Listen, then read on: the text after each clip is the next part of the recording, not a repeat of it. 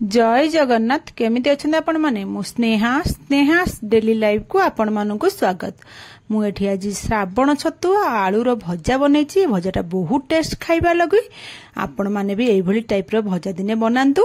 प्रथमे कौन करे ना आम एमती श्रावण छतुर मार्केट मिले ताकू आनिकी ताकू भल भाव धोई देबे। सेतरे बहुत माटी लागि थाए। से माटी छाला पन भले की ताकू बतुरेकी धोई देबे। धोई देला परे तापर ताकू नख उषुम पानी रे हळदी देकी ताकू आधा घंटा बतुरेकी छाडी देबे। जेमती सबु जांक छतुरे जति के हमर ये लागि थिबो ना सब भारी जिवो भल भाव छतुटा ये हे जिवो हाइजेनिक हे जिवो। हतबे आमे कौन करना ताकू छाड़ी देबा। तापर आपण माने देखि पारुथे मोडी श्रावण छतु नै तार कढ भी नैछि आ फूल भी नैछि।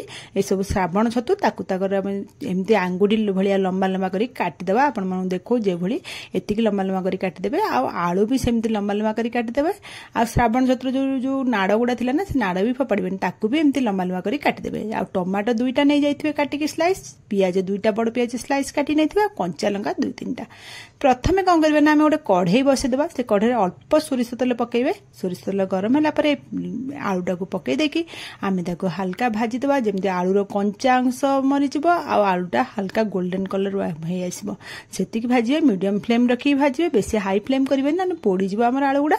आमे देखंतु एतिकी भाजी होला आलू को आमे ताको काढी देबा। बेसी भाजिबेनी। एतिकी हमर देख परफेक्ट भजा हे आइछि। काढी देकी आमे फेर सेही कढ़ई रे अल्प टिके सोरिष तेल पकेबे। अल्प गोटे चामच पकेबे। बेसी पकेबेनी तेल एठी। तापर सब छतु आ जो नाड़ गुडा काटी रखिथिले सब गुडा आमे पकेई देबा। ए श्रावण छतुटा को पकेई देला परे आमे ताको गोळेई देबा। एठी लूण हळदी किछि पकेबेनी। खाली छतुटा पकेई देके एमती गोळेई के घोड़ेई के हाई फ्लेम गैस रखी के छाडी देबे। देखंतु एबे देखि पारथुवे छतुरु केते पानी बाहरुची। ए श्रावण छतुरु बहुत पानी बारे। सब छतुरु एमती पानी बारे। आमे प्रथमे लूण हळदी न पकेकी छतुरु जेतिकी पानी बारिबो ताकू भल भाबरे संतुली देबा। जेम छतुर गोटे स्मेल थाए ना से स्मेल गला पर्यंत ताकू भाजिबा। देखुचंती आपण माने छतुरे एबे आ बिल्कुल पानी नाही। पानी सब सुखी गलानी। एई टाइम रे आमे कोन करबा ना एथरे लूण आ हळदी पकेबा। स्वाद अनुसार लूण पकेबे। हळदी गोटे हाफ चामच पकेबे। पकेकी ताकू एमदी गोळेबा। गोळेकी ताकू आ 5 रु 7 मिनिट खंड भाजिबा। जेमती लूणटा पड़ला ना हेतरे आउटे पानी हबो। हमर छतु संगरे हळदी लूण जेमती भल भाबरे मिसी जिवो। हेमती भाजिया 5 मिनिट एमती खेले लो गैस रखियो। बेसी हाई करिवे ना पोड़ी जिवो। एठी आमे भाजिता देखन 5 मिनिट खंड हे गलानी। हमर छतुटा पूरा भाजी आपण देखि पारथुवे। एति केला लोग हम ताको काढी देबा। जिम छतुरु पूरा प्री पानी आउ किछि रहइबनी। पानी सब सुखि जिवो। एमती काढी देबे। तापर सेही कढ़ई रे आउ 2 चामच सोरिष तेल पकई देबे। तेल गरम होला परे आमे गोटे चामच जीरा पकई देबा। गोटा जीराटा फुटी गला परे आमे जो कंचा लंका काटी के रखितले 3-4टा से कंचा लंका फाळा एमती पकई देबा। ता फाळा पकई दे गोटे सेकेंड एमती खाली टिके भाजी देला परे आमे अदा रसुन पेस्ट गोटे चामच जेटी पकेबा। अदा रसुन पेस्ट पकेला माने छिटकीबो तेलटा देहरे एमती घोड़े देबे। पकेला माने संग संग घोड़े देबे। लो फ्लेम गैस रखि देबे। गोटे मिनिट पर देखिबा आ छिटकीबोनी देहकू। आपण माने जेतेबेले यूज करचंती खाली तेल रे अदा रसुन पेस्ट ना एमती सबले घोड़े दियंतु। देखिबे आ छिटकीबोनी देहकू। तापर हम अदा रसुन गोटे से मिनिट पर टिके हल्का माने 50% कसी गला परे तार जो कंचा फ्लेवरटा गला परे हम हेते जो 2टा पियाज काटी रखितले ना स्लाइस करके से बड़ पियाज 2टा कटा पकई देचंती। पकई दे ताकू भाजीबा।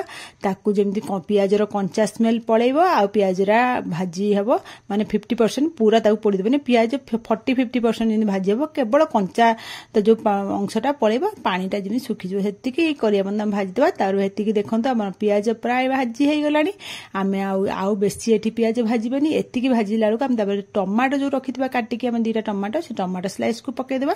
टमाटो स्लाइस पकई दे ता गोळी देबे। भले की गोळे की टमाटो पियाज 2टा अंक मिसै की भल करी भाजी देबे। एठी 5 मिनिट जेमि टमाटा हल्का दबी जिवो।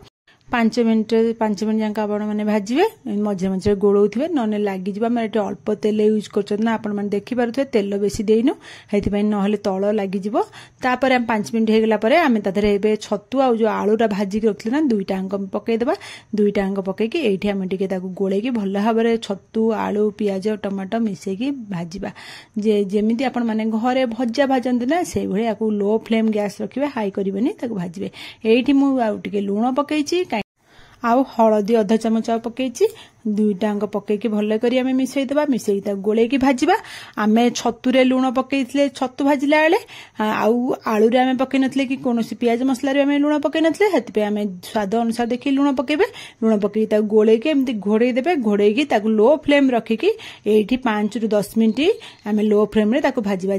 ताकू घोड़ेकी मझे मझे चेक करेंगे आपण मैंने ये देखिपे छतुर आम टे फेर पा बाहर छतुर एमती पा बाहर मसला सांगर से मिसला आपण मैंने 5 मिनट थर नखा एमती गोले गोले भाजुथे देखिए आम आलू तो 50% सीला ना मुझे चेक कर देखी दूसरी आलू आम पूरा 100% सीझीगला आम ये कौन चिकेन मसला गोटे चामच पकईदेवा चिकेन मसला आपण मैंने पाखे ना आपण मैंने अंडा मसला हो करी मसला हो जो मसला हेल्ले पकईदेवे पकईदे भल मिसाईदेवे मिसई देकी भल भाव में आम घोड़ेकी घोड़ेदेवा घोड़ेकी आहरी 5 मिनिट आम लो फ्लेम रखिकी जमी चिकेन मसला छतु आलू आमर भल भाव में मिसीज तापर 5 मिनट पर आपण मानक देखा देखो आम छतु आलू भजाटा पूरा रेडी हो गलानी एबे आउ भाजवा दरकार ना ये मैगी मैजिक मसला हाफ पैकेट गोटे पकई देछि आपण मान पाखरे जदि थिबो एटा पकईदेवे पकईदेले बहुत टेस्ट लगे नथिबो स्किप करदेवे सेमिति भी बहुत बढ़िया लगे भजाटा किंतु पकईदेले बेसी टेस्ट लगे पकईकी भल भाव में गोलेकी मिसईदेवा